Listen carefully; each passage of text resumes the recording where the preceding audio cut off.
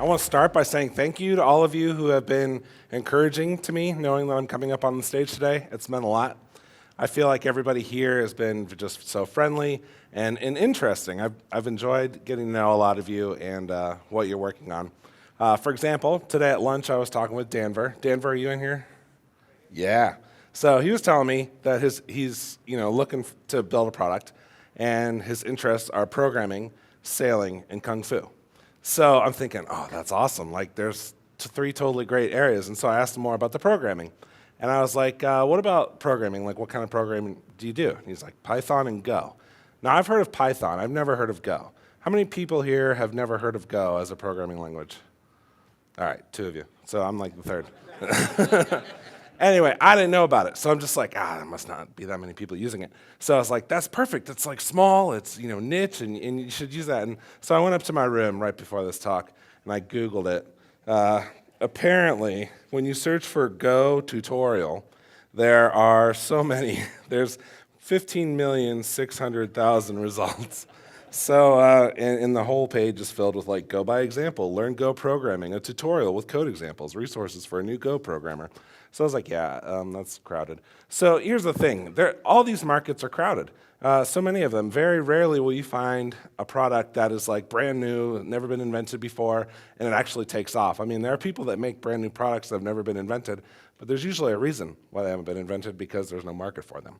So I'll talk to you a little bit today about Harpoon, which is my app, which is a time tracking and invoicing app for freelancers. It is certainly not the first one to do this, nor the only one in the world, but we decided to do it. When we first started Harpoon, it was actually just a way for you to track the payments that your clients gave you.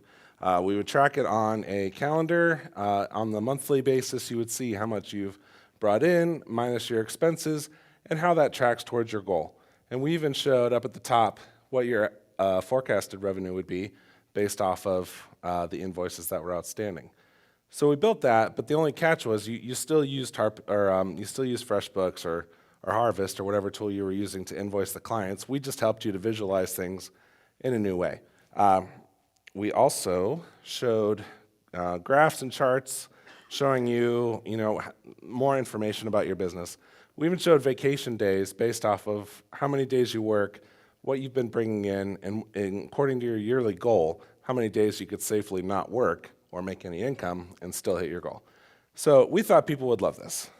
We created a landing page that showed what the app does, briefly, kind of vaguely.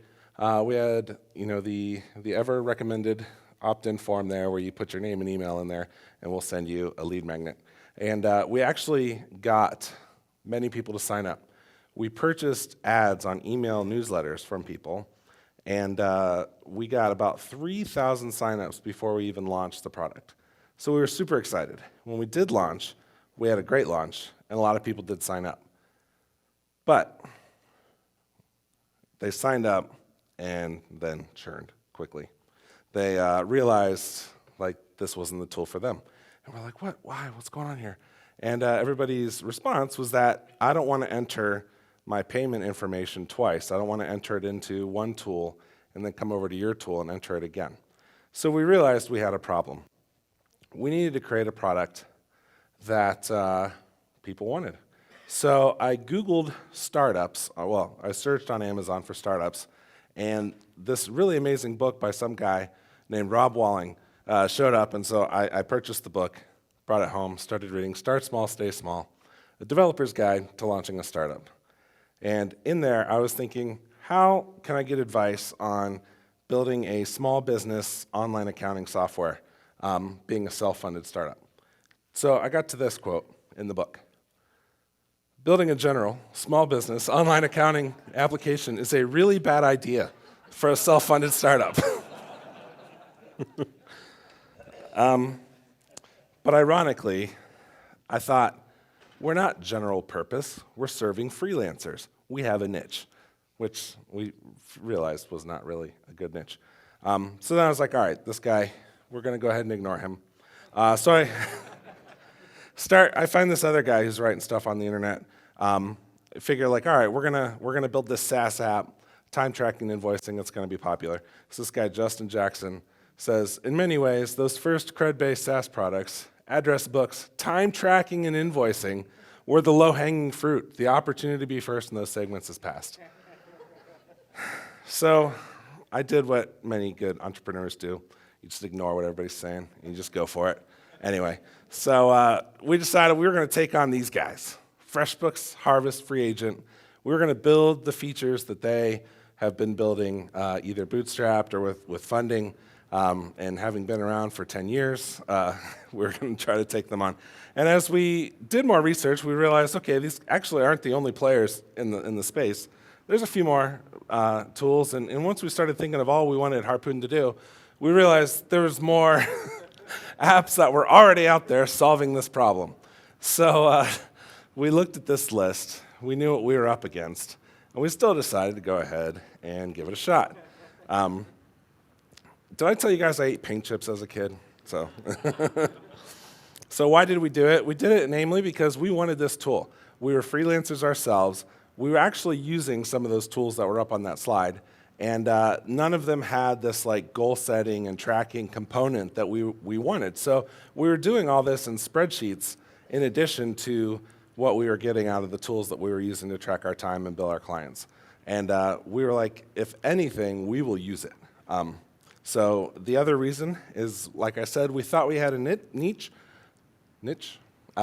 So with freelancers, like a lot of these other tools, they're starting to serve like agencies and small businesses, and we thought if we just focused on like a freelancer, a solo user, so we didn't have all this added stuff like team information and adding people, we thought we could keep it simple, and that would be the way that we niched into it. And finally, we thought we would keep it simple by only supporting the US dollar. So we figured there's enough freelancers in America that we'll just support the dollar, and hopefully all the American freelancers will sign up. Well, we turned out that on our Google Analytics, the people coming to our site that were finding out about us and signing up for our list were actually all from all over the world. This kind of shocked us. We thought, like other parts of the world speak different languages, like why are they even on our site? But they wanted to sign up, but we didn't support any of their currencies. But then we realized we probably could support their currencies because the way Harpoon works is we tie in with Stripe, and we have them sign up for a Stripe account. And then we just do a direct tie-in. We don't take any cut off the top, but they can bill their clients using Stripe. So we figured, okay, maybe all the currencies that Stripe supports, we can support. But there's other things in addition to currency that we had to figure out that we needed to support, like number formatting. I didn't realize this was a thing. In some parts of the world, commas are decimals, and decimals are commas, and 1.000 means 1,000. I did not know that, and thankfully our customers let us know when they tried to use our app. Date formatting, apparently everybody does everything a little differently, so we had to support a lot of that. Even down to clarifying your dollar. We're like, the dollar symbol's right there. And they're like, is it Canadian? Is it Australian? And we're like, oh gosh. So we were a little bit in over our heads.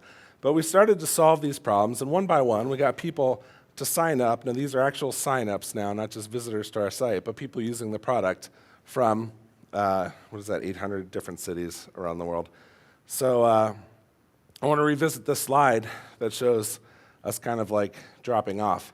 In a combination of starting to support other nationalities and also like building these features that would put us on par or at least have the feature set of Harvest and FreshBooks and the other tools that people were using, we started to see growth.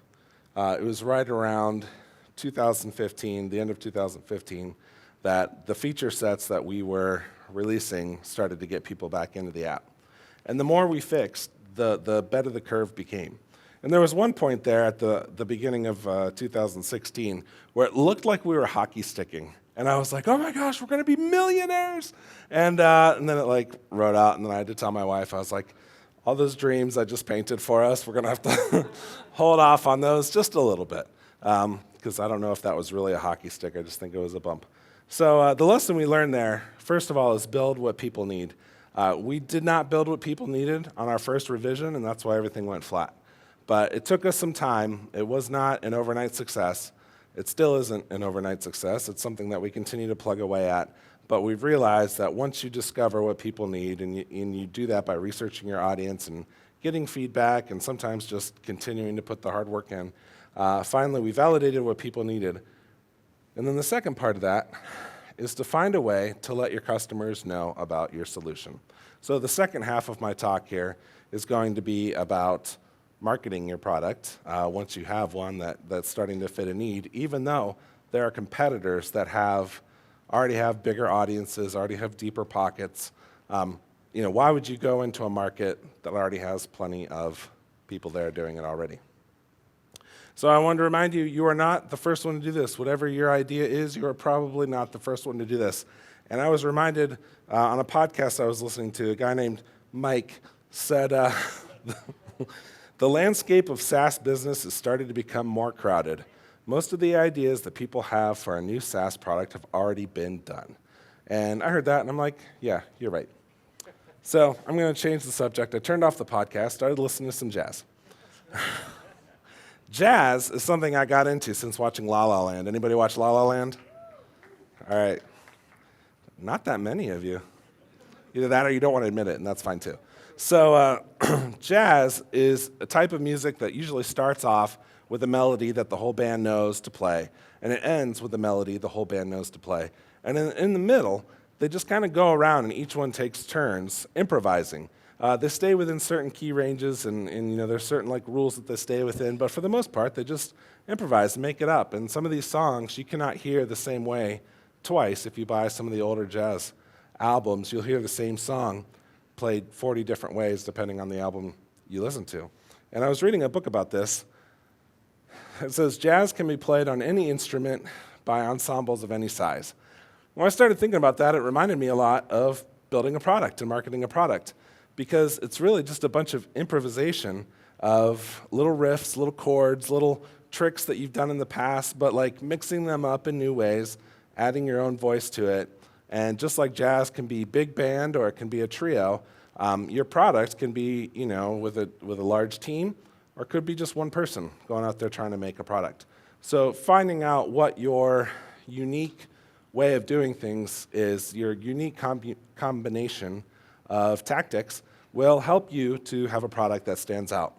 So I say in this slide here to embrace your unique, not just find it, but realize that that is what is going to help you to stay ahead of some of the competitors in certain areas. So as another example, I've been talking about time tracking and invoicing for freelancers. Email marketing is another very saturated market, or it's a market that has a lot of competitors in it. And there are certain ways that people have come up with new products in the last several years that have been able to compete with other stuff that's out there. And one of which is Drip. I feel like the reason why I liked Drip so much the first time I heard about it was that it was a better way to solve my problem of email marketing. I got into this tool and instantly I could figure out how to use it. It was very simple. The tool I was currently using was very cumbersome and just took a lot. It was really hard to maintain. So I felt like Drip was clearly better at solving a problem. Another tool that takes a unique approach here to be unique in your solution is SendGrid. SendGrid is another email marketing tool that also has transactional email capabilities. And so by combining those two services, they're adding features that some of the other tools don't have. So in that way, they're unique. Another way you can stand out is by leveraging your advantage. My friend Nathan Barry came out with a tool called ConvertKit. And the thing about ConvertKit, which was great, is that Nathan had spent years teaching people how to write email sequences and just teaching everything he knows, really, writing books. And he became an authority. And so he came out with this product that said, I will take my formula and already put it into this app for you. So when you sign up, you just have to tweak some things, and then you have his game plan. So that was an advantage that he had that he leveraged to help get his app off the ground. Gary Vaynerchuk says, the only assets you have against bigger, wealthier competitors are raw talent and time. Corporate America isn't as nimble as you. Of course, they have deeper pockets. But the talent, you're the only one that has your talent. They have a different set of talent, but there are things that you bring to the table that are not going to be at the bigger competitors. And you got to find out what those are and try to leverage those. Also, time. Sometimes companies have investors and things need to be done like right now. If you're launching a product, you might have the advantage of being able to wait a little bit longer, or also putting in more hours and being a little feistier by staying up late, working hard, hustling a little harder, and maybe getting it out faster. Because the bigger a company is, the longer it takes for them to make a change. When your company has thousands of customers, you can't just go rewriting it every few weeks until you find what sticks. But when you don't have that many customers, you have that advantage. You can tweak things, and you have more leverage in that regard. So something I've learned that's really helpful is to measure everything.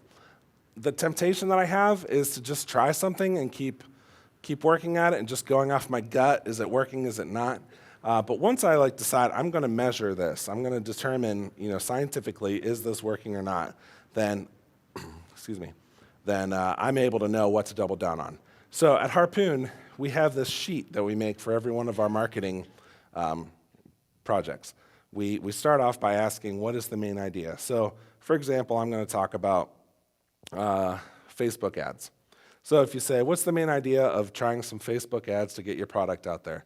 And I know I'm talking about a SaaS product for myself, but this applies to just about everything, podcasts, info products, whatever it is you're working on, it'll apply. So the main idea of a Facebook ad is to drive sales. Traffic is worthless, sales are better.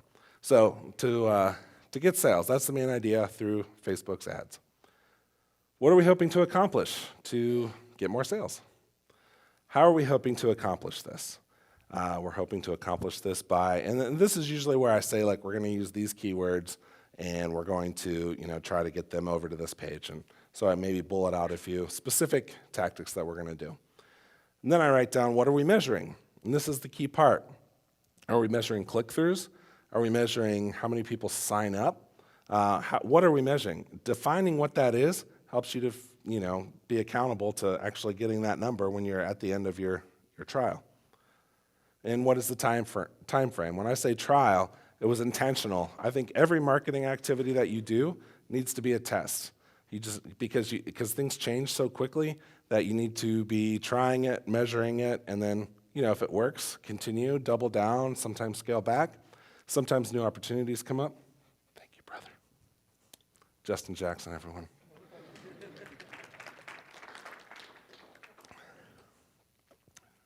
That's better. All right. Time frame. So, some of these might be 2 weeks, some of them might be 3 months, some of them might be 6 months. And what is the cost? For Facebook ads, we decided how much are we going to spend on Facebook ads. We write that down specifically. How do we know if it's a success? That's when we say, we know about how much we need to pay per lead. So if we're getting this range, then we'll know it's a success. And what would failure look like? This is, I think, a really important step, is writing down, visualizing what failure looks like. Because before you run the test, you'll be able to say, the failure would be, people clicking but not signing up, or something like that. And then when you actually realize that's what happened, you're like, okay, well, this test failed. And that's okay, because a lot of tests will fail. And the whole point is to find what works, and then you can double down on that. And finally, what was the result? And what are the key takeaways, so you know what to do next time. The tool we use to keep track of all these is Basecamp. We just do notes. You can use Notepad, you can use Word, Google Docs, Evernote, doesn't really matter. It's nothing fancy. We just write down the questions and start putting bullet points. You can also measure these on a Gantt chart, when you're running these tests for your marketing. And everything, even from your Twitter presence, it's all right, you're on Twitter. Why you're on Twitter? We did one of these just for being on Twitter. What are we hoping to accomplish? How do we measure if we're doing that? Simple stuff. So you might have a ton of these things running at the same time, but it's just really helpful to identify what they are. And so I have a little trick too. For those of you who have talked with me before, you know that I'm the kind of guy that just likes to throw spaghetti at the wall and see what sticks. So in order to throw as much spaghetti as possible, I recycle everything that I can. So I'm going to give you a little formula of something that I've tried before, which is starting by going to Quora and finding your subject matter that you're trying to write content for. You find a question, you answer that question, then you take your answer and turn it into a blog post. You take that blog post, you put it on Medium.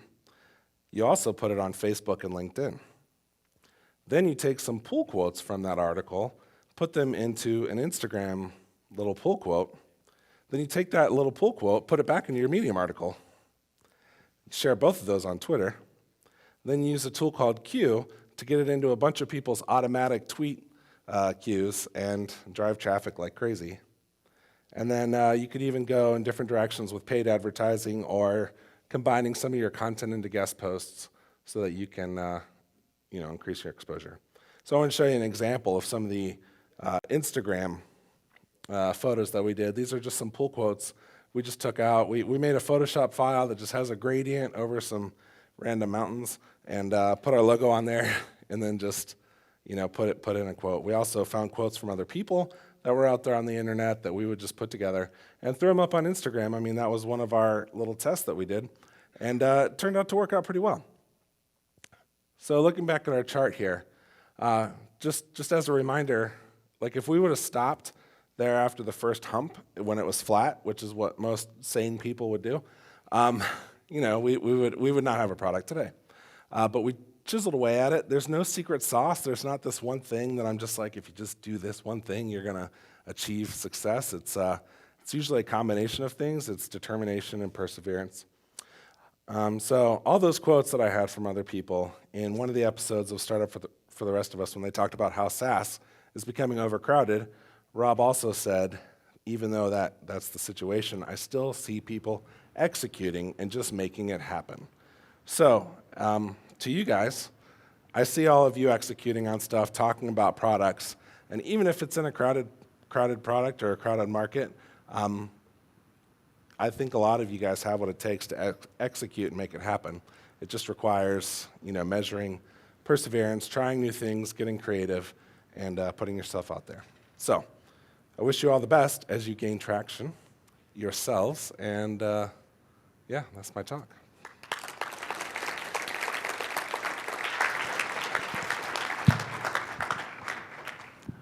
I'm wondering if you were able to get anything from your competitors. So you're in a crowded marketplace. Were you able to watch what they were doing and replicate any of that, or is it always about coming up with something new? I think there are two schools of thought on that. Some people, like Gary Vee, says, I don't even know what my competitors are doing because I'm too busy doing it myself. I think that there's some health to it and some danger to it. We do keep tabs on a few of our competitors just so we're smart about what's going on, but we don't try to match them feature for feature.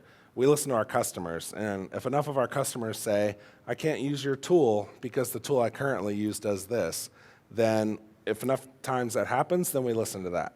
But I'm not going to look at what FreshBooks is doing and go, oh, they just came out with this, now I got to come out with this. Because how do I know that that's what our customers want? I don't. One over here, Ryan. What's some examples of spaghetti you threw at the wall that didn't work very well? Twitter, trying a variety of things. Actually, last year I talked on Twitter automation as an attendee talk. It was something that we tried for a while, and while it grew our follower base, it didn't actually land in people signing up for our product. So it was something that we determined was not worth our time to continue to pursue. And that's just for our product. For other products, I talked to some people that said they heard that talk last year, they implemented it, and it was awesome. So I really think that you really can't predict how things are going to go until you try them and test them on your own stuff.